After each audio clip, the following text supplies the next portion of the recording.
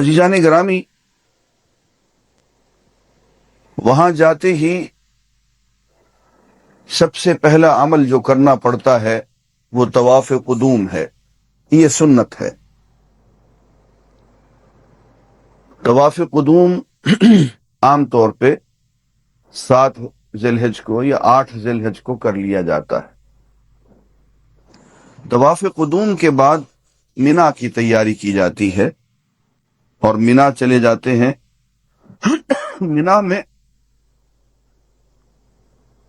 یوم الترویہ جسے ہم کہتے ہیں، یہ 8 ذی الحج صبح ہی صبح چلے جانا چاہیے، اور یہ حضور کی سنت ہے کہ وہاں ظہر، عصر، مغرب، عشاء، فجر 5 نمازیں منا میں پڑھنی چاہیے۔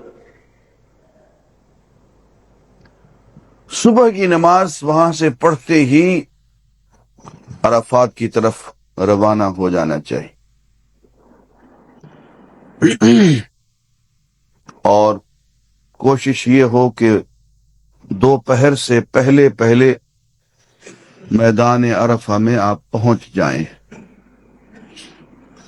دوپہر کے بعد سے لے کے مغرب تک یہ عرفہ میں قیام کا وقت ہے، اور حج کا اصل وقت یہی ہے، اس لیے کہ حج کے 3 بنیادی ارکان ہیں: ایک احرام، ایک قیام عرفہ، اور دوسرا طواف زیارت۔ ان 3 باتوں میں سے اگر کوئی ایک چیز رہ گئی تو حج نہیں ہوا۔ احرام نہیں باندھا، حج نہیں ہوا۔ عرفہ میں قیام نہیں کیا، حج نہیں ہوا۔ طواف زیارت کسی وجہ سے نہیں کر سکے، حج رہ گیا۔ یہ 3 بنیادی ارکان ہیں حج کے، تو یہ دوسرا رکن ہے اور سب سے اہم رکن ہے، قیام عرفہ۔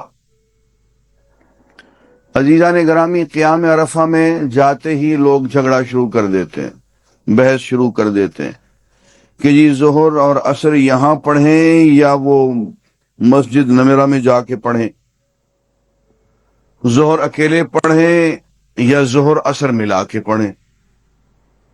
اور اس میں نے لوگوں کو بہت بدمزگی کرتے ہوئے دیکھا ہے۔ یہ جائز نہیں ہے۔ یہ سب کچھ یہاں سے پہلے سے طے کر کے جائیں کہ آپ کو ظہر اور عصر اکٹھی پڑھنی ہے یا الگ الگ پڑھنی ہے۔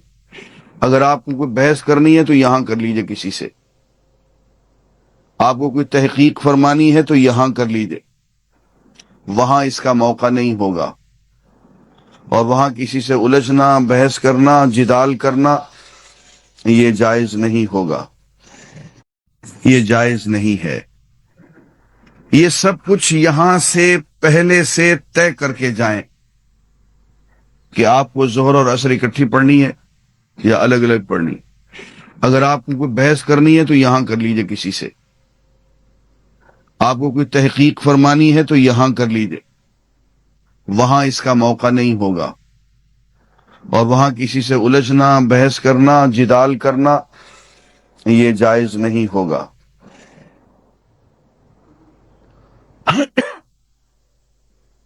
احناف کے مسلک کے اعتبار سے عام طور پہ لوگوں کی رائے یہ ہوتی ہے کہ ظہر علیحدہ پڑھ لی جائے، عصر علیحدہ پڑھ لی جائے۔ اگر لوگ یہ طے کر لیتے ہیں جھگڑا نہیں کرنا چاہیے، ان کے ساتھ پڑھ لینا چاہیے۔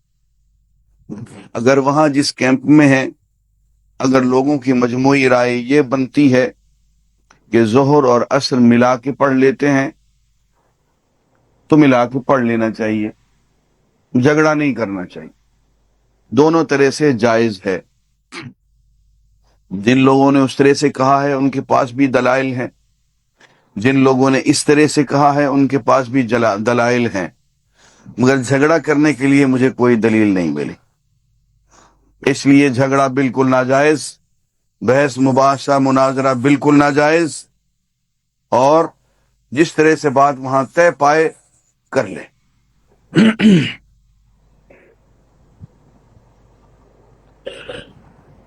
ایک بات وقوف عرفہ میں واز نصیحت تبلیغ کا بھی کوئی موقع نہیں. وہاں آپ ہاٹ لائن پہ ہوتے ہیں. وہ ایک ایسی جگہ ہے جہاں پہ کہ سیدھے سیدھے اللہ تعالیٰ کے ساتھ آپ گفتگو پہ ہوتے ہیں. لائن ملی ہوئی ہوتی، اس لیے ادھر ادھر کسی اور کے ساتھ گفتگو فرمانا، واعظ و نصیحت فرمانا، تقریریں کرنا، یہ سب باتیں وہاں بند. اور سیدھا معاملہ اللہ کے ساتھ کریں اور اللہ کے ساتھ اپنا معاملہ سیدھا کریں. اور اس پہ بیٹھ کے یا اللہ کے ساتھ سرگوشی کریں، مناجات کریں یا کچھ غور و خوض کریں، معاملہ سیدھا اسی کے ساتھ کر لیں. یہ چند گھڑیاں جو ہیں ظہر کے بعد مغرب تک یہ اللہ کے لیے مخصوص کر دیں. اور ایک نصیحت میں آپ کو اور بھی کرتا ہوں، حج کے دن میں کھانا پینا کم کر. میں نے دیکھا ہے اس دن لوگ زیادہ وقت غسل خانے میں گزارتے، آ رہے ہیں جا رہے ہیں، اور وہ مشکل کام ہوتا ہے. وہاں پہ لائنیں لگی ہوئی ہوتی، بار بار وضو کرنا پڑتا ہے پھر. اور ایک وضو کرنے کا مطلب پون گھنٹہ 1 گھنٹہ یوں نکل گیا. اس لیے اس دن کم از کم اپنے معدے پہ رحم فرما لیں اور معدے کو خالی رکھیں. ہاں شام کو بے شک داد شوق دیں، مغرب کے بعد سے جو چاہیں کر لیں، لیکن میدان عرفہ میں اپنے معدے پہ رحم فرمائیں اور اس لائن میں لگنے کی کوشش نہ کریں جو مستقل لگی ہوئی ہوتی ہے وہاں پہ. اس لیے کہ وہاں پہ کوئی ریگولر باتھ رومز تو ہوتے نہیں ہیں. نتیجہ یہ ہوتا ہے کہ وہ بار بار آنے جانے سے وقت ضائع ہو جاتا.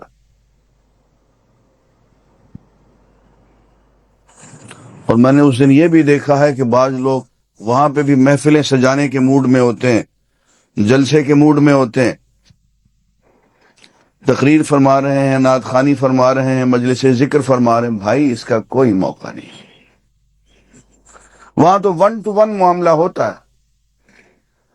جس کی سمجھ میں یہ بات نہیں آئی اس نے اپنا حج خراب کر لیا.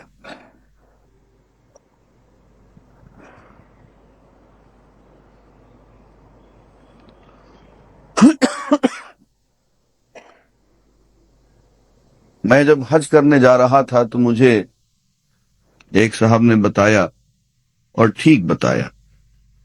اس نے کہا یہ زندگی کے جو 2.5-3 گھنٹے تمہارے گزریں گے یہ تمہاری پوری زندگی کا نچوڑ ہوگا، یہ تمہاری پوری زندگی کا حاصل ہوگا. اور تمہیں خود محسوس ہوگا کہ اس وقت اللہ کی طرف سے اتنی بھرپور رحمت ہو رہی ہوگی، اتنا بھرپور فیضان ہوگا کہ خود دعا مانگنے کو بھی جی چاہتا ہے. اور بہت سی دعائیں ایسی ہوتی ہیں جو انسان کے دماغ میں نہیں ہوتی، وہ خود منگوا لیتا ہے. جو چیزیں وہ دینا چاہتا ہے وہ منہ سے وہاں منگوا لیتا ہے کہ یہ بھی مانگ لو یہ چاہے مانگ لو. تو وہاں پہ دعا کی کثرت کریں اور خوب دعا مانگیں. اور اس کے لیے بہتر یہ ہے کہ یہاں دعاؤں کی جو کتابیں ہیں، مسنون دعائیں ہیں، ان کو پہلے سے یاد کر کے جائیں. حضور کی دعائیں، اور خاص طور پہ سیدنا آدم علیہ السلام کی دعا جو آپ نے میدان عرفات میں مانگی، بہت اچھی دعا ہے. حضور اکرم صلی اللہ علیہ وآلہ وسلم کی دعا جو آپ نے عرفات میں مانگی، حضور کی وہ دعا جو آپ نے میدان طائف میں مانگی، یہ بہت زوردار دعائیں ہیں. اور ہاں، احیاء علوم الدین ایک کتاب ہے امام غزالی کی، اس میں حج کا باب پڑھ لیں. اور امام صاحب کی جو دعا ہے میدان عرفات میں، یوں لگتا ہے کہ وہ شخص تو یوں آستینیں چڑھا کے اللہ کے ساتھ بحث کرنے پہ اتر آیا. میں نے اس میں یہ جملہ بھی پڑھا دعا میں کہ اے اللہ، ایک کافر جس کی عمر 80 سال ہے، 85 سال ہے، 90 سال ہے، وہ آج مسلمان ہو جائے، کلمہ طیبہ پڑھ لے، تو اس کے تو سارے گناہ بخش دے گا. اور ہم 85 سال سے جو مسلمان بیٹھے ہوئے ہیں ہم توبہ کر رہے ہیں، ہمیں تو یہ سہولت دینے کو تیار نہیں ہے. یہ کہاں کا انصاف ہے؟ یہ ہے اس میں. اس نے جو تو کافروں کو دیتا ہے نا، وہ ہمیں دے دے. کافر آج یوں کہے اشہد ان لا الہ الا اللہ واشہد ان محمدا عبدہ ورسولہ، تو اس کی زندگی کے سارے گناہوں کو معاف کر دیتا ہے. دیکھیے کتنا خوبصورت واقعہ ہے. ایک شخص نے حضور اکرم صلی اللہ علیہ وسلم کی خدمت میں آ کے قبیلے کے ساتھ آیا. اس نے حضور کے ہاتھ پہ بیعت کی، اسلام قبول کیا. آپ نے جب اس کا ہاتھ اپنے ہاتھ میں لیا تو اس کو دیکھا، تو آپ نے فرمایا پہلے کہیں ملاقات ہوئی ہے؟ اس نے کہا یا رسول اللہ ملاقات تو ہوئی ہے، ابھی بتاتا ہوں کہ وہ کیا میری بد نصیبی کی ملاقات تھی. اسلام قبول کر لیا.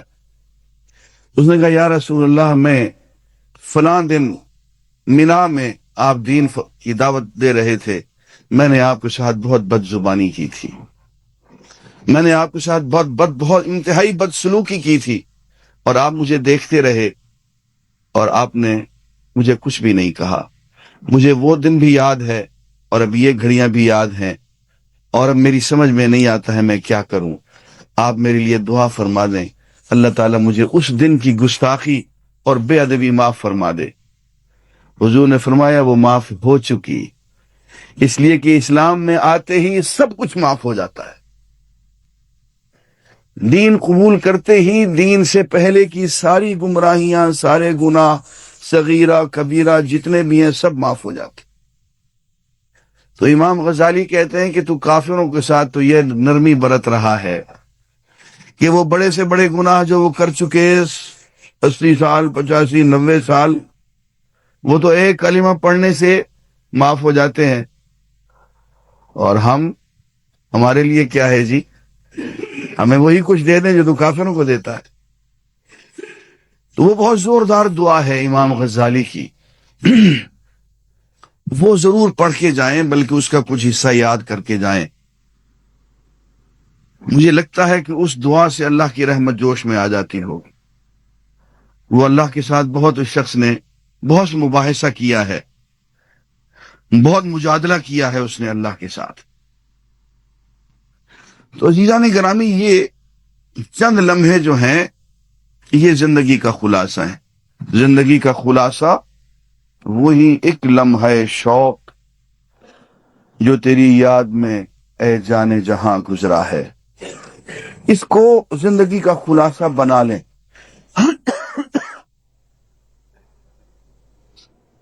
اور بعض دفعے ایسا بھی ہوتا ہے کہ آپ لمبے چوڑے ذکر اذکار نہیں کر سکتے، کوئی چیز عین موقع پہ وہاں پہ نازل ہو جاتی ہے، فٹ ہو جاتی ہے. اللہ کا کرم ہوا غالباً پچھلے حج میں ہی ایک شعر نے وہاں خوب بہار دکھائی. پتہ نہیں کس کا شعر ہے، لیکن وہاں پہ وارد ہو گیا کہ تیری محفل میں ہے ایک ننگ محبت تیرا، تیری محفل میں ہے ایک ننگ محبت تیرا، دیکھنا ہو کہ پشیمان نہ جانے پائے. تو بعض دفعہ کوئی بات فٹ ہو جاتی ہے، اس سے بھی فائدہ ہوتا. عزیزان گرامی، عرفہ سے روانگی صرف مغرب کے بعد ہو سکتی ہے. مغرب سے پہلے روانگی عرفہ سے جائز نہیں ہے، اور وہ آپ کو نکلنے بھی نہیں دیں گے، وہاں سپاہی کھڑے ہوئے ہوتے. میدان عرفہ میں آپ مغرب کی نماز نہیں پڑھیں گے. قضا ہوتی ہے تو ہو جائے. جس کی نماز پڑھتے ہیں اس نے نماز پڑھنے سے روک دیا. اب وہاں پہ اس دن عبادت کیا ہوئی؟ عبادت نماز پڑھنا نہ ہوئی، عبادت نماز چھوڑنا ہو گئی. اصل عبادت تو اس کی اطاعت ہے نہیں. اس نے کہا نماز پڑھو، پڑھ لیتے، اس نے کہا چھوڑ دو، چھوڑ دیتے. تو اس دن عبادت یہ ہے کہ نماز نہ پڑھی جائے.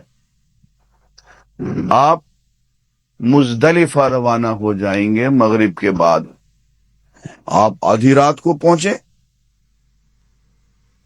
مغرب کی اذان آپ دیں گے، ایک ہی اذان سے مغرب اور عشاء دونوں کی نمازیں آپ پڑھیں گے. اقامت الگ الگ ہوگی، اذان ایک ہوگی. مغرب کی بھی جماعت کریں گے، عشاء کی بھی جماعت کریں گے، دونوں نمازیں ملا کے آپ پڑھیں گے.